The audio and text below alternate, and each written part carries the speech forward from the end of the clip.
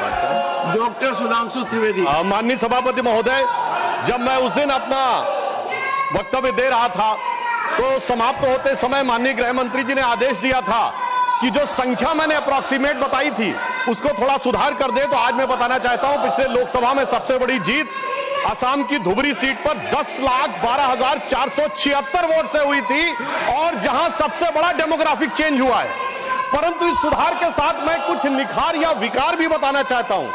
मैं बताना चाहता हूं, पिछला लोकसभा चुनाव एकमात्र चुनाव था भारत के इतिहास का जहां बांग्लादेश के अखबार में इनकी पार्टी के एक बड़े नेता ने, डेली स्टार अखबार का नाम है, जिसमें आर्टिकल लिखा जिसका नाम था मोदी हैज टू गो। मैं पूछना चाहता हूं कांग्रेस के नेताओं को, बांग्लादेश के अखबार में यह लिखने की आवश्यकता क्यों पड़ी मोदी हैज टू गो, और इसका और जीत का क्या कनेक्शन है, यह मैं प्रबुद्ध सांसदों के विवेक के ऊपर छोड़ता हूं। और मैं दूसरी बात कहना चाहता हूं, यह चिंता सिर्फ हमारी नहीं थी सभापति महोदय। मैं एक वाक्य कोट करना चाहता हूं और वाक्य है, the infiltration has become a disaster now. I have both the Bangladeshi and Indian voter list.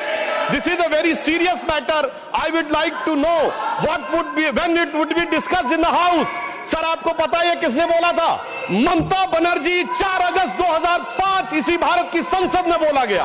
अब बताइए, तब ये कहते थे और आज ये कर रहे हैं। इसे कहते हैं कि देख तेरे संसार की हालत क्या हो गई भगवान, कितना बदल गया इंसान।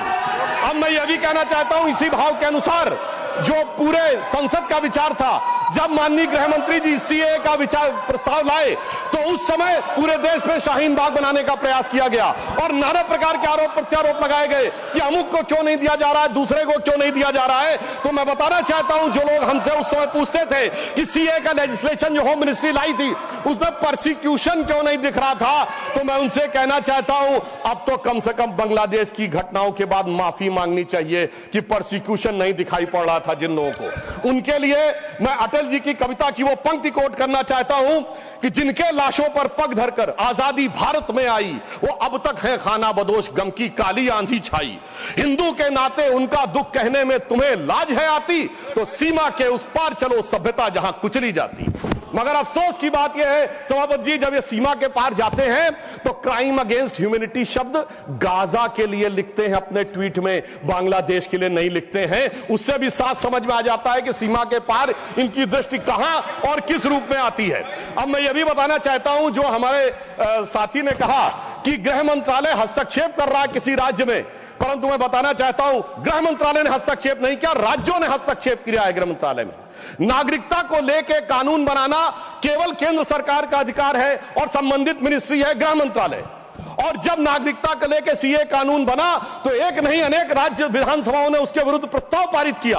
तो अपने फैक्ट को चेक कर लें, यह गृह मंत्रालय में राज्यों का हस्तक्षेप था, विपक्षी राज्यों का, और इसी के साथ साथ संविधान के लिए भी बहुत बड़े खतरे की बात थी, क्योंकि केंद्र से पारित कानून के विरुद्ध कोई राज्य सरकार नहीं बोल सकती।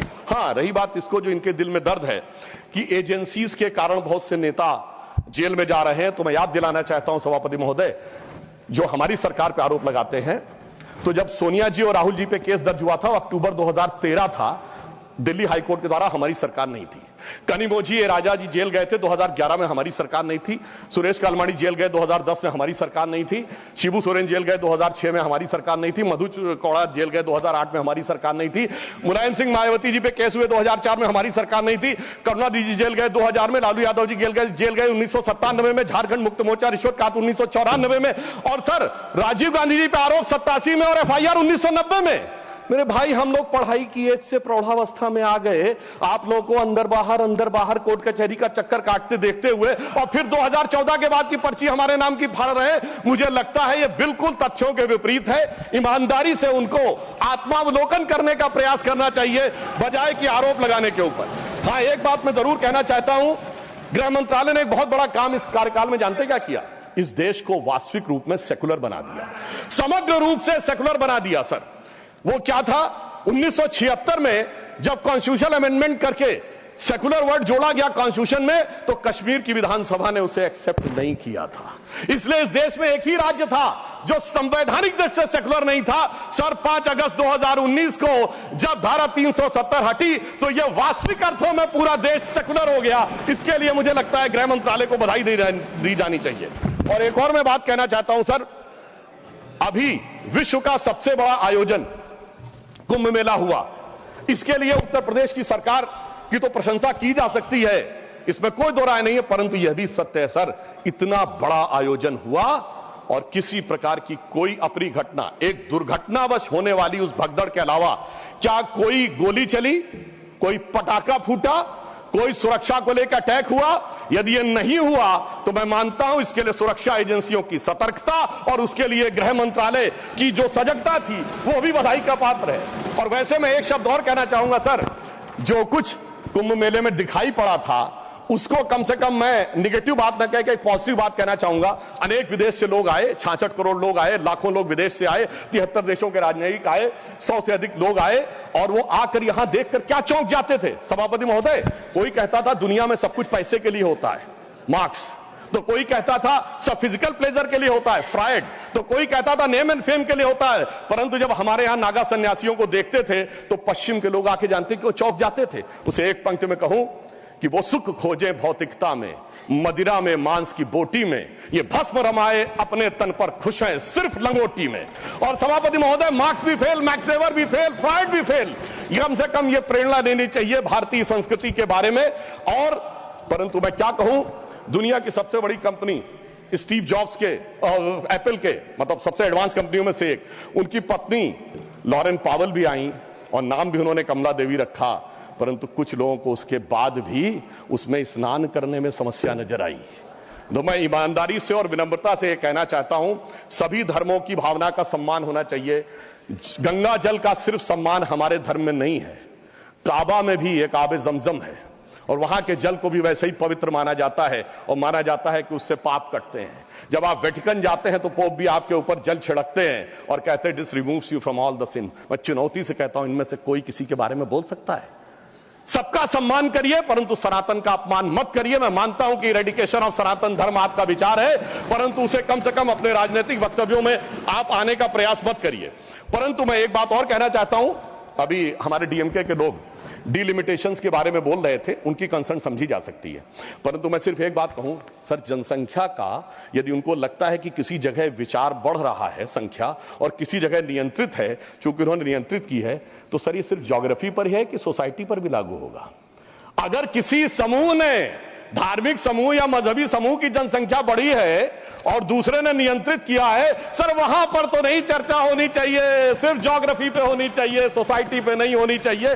और मैं ईमानदारी से कहना चाहता हूं, यदि विचार जनसंख्या नियंत्रण का कानून लाने का समर्थन करिए, तो मुझे लगता है इस विषय के ऊपर ईमानदारी से काम करने का प्रयास करना चाहिए। अब मैं एक और बात कहना चाह रहा हूं सर, टैक्स कहना चाह रहा हूं कि राज्यों का समन्वय भी केंद्र सरकार के गृह मंत्रालय के अंडर में आता है, परंतु राज्यों का समन्वय का विषय दोनों तरफ से होता है। राज्यों के ऊपर भी दायित्व है समन्वय का और केंद्र के ऊपर भी दायित्व है।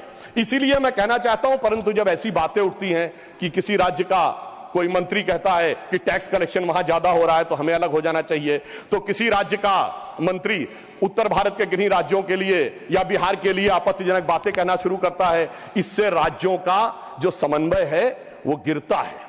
और मैं कहना चाहता हूं सर, समन्वय का सबसे दुखद उदाहरण था इसी संसद के एक सदस्य ने छत्तीसगढ़, राजस्थान और मध्य प्रदेश में हमारी जीत के बाद इस सदन के नहीं, दूसरे सदन के सदस्य ने यह शब्द बोला था कि भाजपा सिर्फ गोमूत्र वाले राज्यों में जीत सकती है।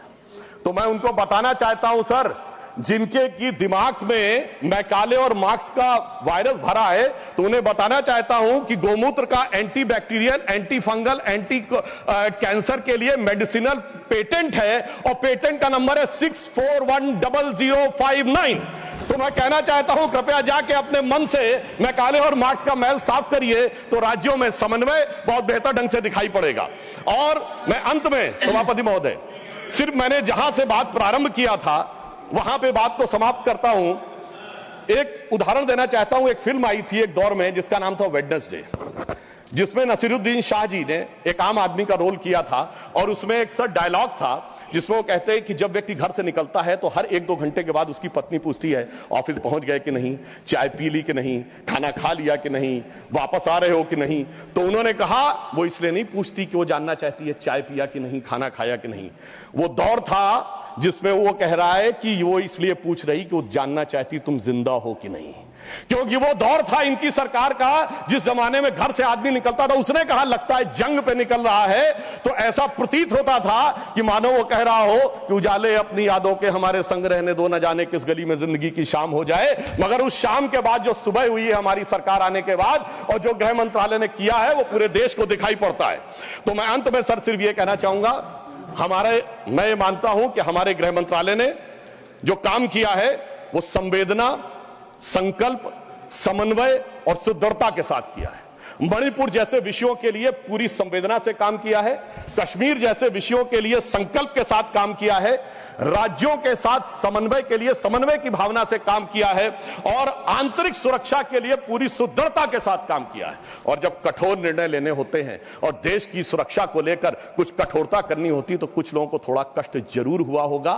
उनके प्रति संवेदना व्यक्त करते हुए मैं कहना चाहूंगा, मगर उनको कहने का हक नहीं है जिनके जमाने में तबाही का मंजर दिखा था। तो मैं माननीय गृह मंत्री जी की तरफ से और अपनी सरकार की तरफ से, माननीय प्रधानमंत्री जी की तरफ से सिर्फ एक पंक्ति कह के बात समाप्त करना चाहूंगा कि चमन को सींचने में पत्तियां कुछ गिर रही होंगी, यही इल्जाम हम पर लग रहा है बेवफाई का, मगर कलियों को जिसने रौंद डाला अपने हाथों से, वही दावा करे हैं अब चमन की रहनुमाई का। धन्यवाद।